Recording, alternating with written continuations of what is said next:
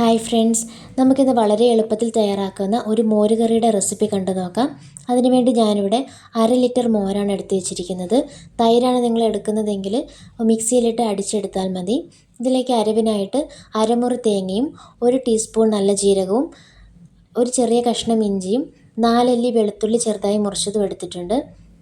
അതിൻ്റെ കൂടെ അതിലേക്ക് നമ്മൾ വഴറ്റി ചേർക്കാൻ വേണ്ടിയിട്ട് ഒരു മീഡിയം സൈസ് സവാള ചെറുതായിട്ട് അരിഞ്ഞതും 6-7 പച്ചമുളക് ചെറുതായിട്ട് അരിഞ്ഞ് വെച്ചതും എടുത്തിട്ടുണ്ട്. ഇനി നമുക്ക് ഒരു പാനിൽ അടുപ്പത്ത് വെച്ച് പാൻ ചൂടാക്കിയതിന് ശേഷം നമ്മൾ അരയ്ക്കാൻ വേണ്ടി എടുത്ത് വെച്ചിരിക്കുന്ന തേങ്ങയും വെളുത്തുള്ളിയും ഇഞ്ചിയുടെ കഷ്ണവും നല്ല ജീരകവും കുറച്ച് മഞ്ഞൾപ്പൊടി 1 ടീസ്പൂണോളം മഞ്ഞൾപ്പൊടിയും കൂടി ചേർത്ത് കൊടുത്ത് ഇത് നന്നായിട്ടൊന്ന് ചൂടാക്കിയെടുക്കണം. മൊരിഞ്ഞൊന്നും പോകാൻ പാടില്ല, നന്നായിട്ടൊന്ന് ചൂടായി എടുത്താൽ മതി. ഇങ്ങനെ ചൂടാക്കിയിട്ട് അരയ്ക്കുമ്പോൾ മോര് കറിക്ക് ഒരു പ്രത്യേക ടേസ്റ്റാണ്. ഈ രീതിയിൽ നിങ്ങൾ ഉണ്ടാക്കിയിട്ടില്ലെങ്കിൽ തീർച്ചയായിട്ടും ഒന്ന് ട്രൈ ചെയ്ത് നോക്കണം കേട്ടോ. നമുക്ക് തണുക്കാൻ വേണ്ടി മാറ്റി വെക്കാം. തണുത്തതിന് ശേഷം നല്ലതുപോലെ അരച്ചെടുത്ത് വെക്കണം. ഇനി മറ്റൊരു പാനിൽ എണ്ണയൊഴിച്ച് സവോളയും പച്ചമുളകും വഴറ്റിയെടുക്കാം. സവോളയും പച്ചമുളകും നല്ലതുപോലെ വഴന്ന് പച്ചമണം എല്ലാം മാറി വരണം. എരിവിനനുസരിച്ചിട്ടുള്ള പച്ചമുളക് ഓരോരുത്തരും എടുക്കാൻ നോക്കണം.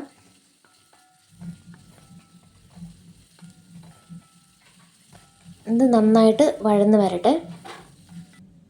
ഇപ്പോൾ നമ്മൾ ഏകദേശം നമ്മുടെ പച്ചമുളകും സവോളയൊക്കെ നല്ലപോലെ വഴന്ന് വന്നിട്ടുണ്ട്. ഇതിലേക്ക് ഇനി നമ്മൾ അരച്ച് വെച്ചിരിക്കുന്ന അരപ്പ് ചേർത്ത് കൊടുത്തിട്ട് നന്നായിട്ട് ഒന്നും കൂടി വഴറ്റിയെടുക്കണം. ഇത് ഒരുപാട് നേരമൊന്നും മൂപ്പിച്ചെടുക്കുകയൊന്നും വേണ്ട. നമ്മൾ തേങ്ങ ചൂടാക്കിയിട്ടാണല്ലോ നമ്മൾ അരച്ചിരിക്കുന്നത്, അതുകൊണ്ട് ഒരുപാട് നേരം ഈ അരപ്പിട്ട് മൂപ്പിക്കേണ്ട. ഇനി നമ്മൾ ചൂടാക്കാണ്ട് നമ്മൾ പച്ചയ്ക്കാണ് അരയ്ക്കുന്നതെങ്കിൽ ഈ സമയത്ത് നല്ലതുപോലെ ഒന്ന് മൂപ്പിച്ചെടുത്താൽ മതി.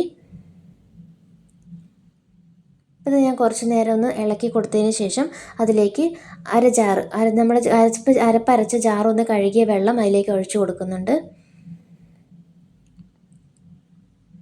ഈ വെള്ളം ഒഴിച്ചു കൊടുത്തിട്ട് ഇത് നന്നായിട്ടൊന്ന് ഇളക്കി യോജിപ്പിച്ചെടുക്കാം. അതിനുശേഷം ഈ അരപ്പൊന്ന് തിളയ്ക്കണം, നല്ലപോലെ തിളച്ച് വരണം. ഇതൊക്കെ പണ്ട് കാലം മുതലേ എൻ്റെ വീട്ടിലുണ്ടാക്കി അമ്മയൊക്കെ ഉണ്ടാക്കിക്കൊണ്ടിരിക്കുന്ന ഒരു റെസിപ്പി തന്നെയാണ്.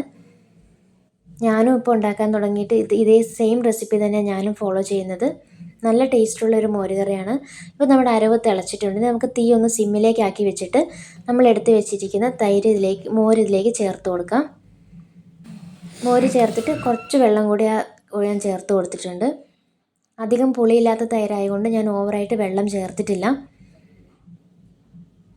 തൈര് ഒഴിച്ചതിന് ശേഷം മോര് ഒഴിച്ച് കൊടുത്തതിന് ശേഷം ഇത് നമുക്ക് സിമ്മിൽ വെച്ചിട്ട് തന്നെ ഇളക്കി കൊടുത്തുകൊണ്ടിരിക്കണം. അത് തിളയ്ക്കാൻ പാടില്ല. തിളച്ച് കഴിഞ്ഞാൽ ഇത് നമ്മുടെ കറി പിരിഞ്ഞു പോകാൻ സാധ്യതയുണ്ട്. ഇപ്പോൾ ഒരു ചൂട് അങ്ങനെ മേലേക്ക് ഇങ്ങനെ ആവി വരുന്ന ആ സമയത്ത് നമുക്ക് ഇത് ആവശ്യമായ ഉപ്പിട്ട് കൊടുക്കുക. 1 ടീസ്പൂൺ ഉപ്പാണ് ഞാൻ ചേർത്ത് കൊടുത്തിരിക്കുന്നത്. ഉപ്പ് ചേർത്ത് കഴിഞ്ഞിട്ട് ജസ്റ്റ് ഒന്ന് ഇളക്കി കൊടുത്തതിന് ശേഷം ഉപ്പും പുളിയൊക്കെ കറക്റ്റാണോ നോക്കിയതിന് ശേഷം നമുക്കിത് അടുപ്പത്തു നിന്ന് മാറ്റി വെക്കാം. ഇനി നമുക്കിതിലേക്ക് വെളിച്ചെണ്ണ ഒഴിച്ച് കടുക് ഉലുവയൊക്കെ വറുത്തിടണം. വെളിച്ചെണ്ണ ഒഴിച്ച് ചൂടായതിന് ശേഷം നമുക്ക് ആദ്യം ഇതിലേക്ക് ഉലുവ ഇട്ട് കൊടുക്കണം.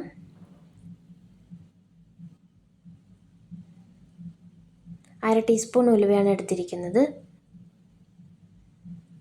ഉലുവ ഇട്ടതിന് ശേഷം ഇത് നന്നായിട്ട് മൂത്ത് വന്നതിന് ശേഷം നമുക്ക് കടുക് ഇട്ട് കൊടുക്കാം.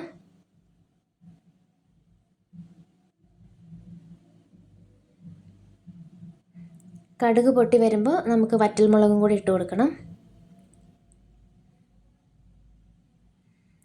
വറ്റൽമുളകും കൂടി ഇട്ട് കൊടുത്തതിന് ശേഷം നമുക്കിത് എണ്ണയൊക്കെ നന്നായിട്ട് ചൂടായിട്ടുണ്ട്. അതുകൊണ്ട് വേണമെങ്കിൽ നമുക്ക് തീ ഒന്ന് ഓഫ് ചെയ്ത് വെച്ചിട്ട് ബാക്കി കറിവേപ്പില ഇട്ട് കൊടുക്കാം.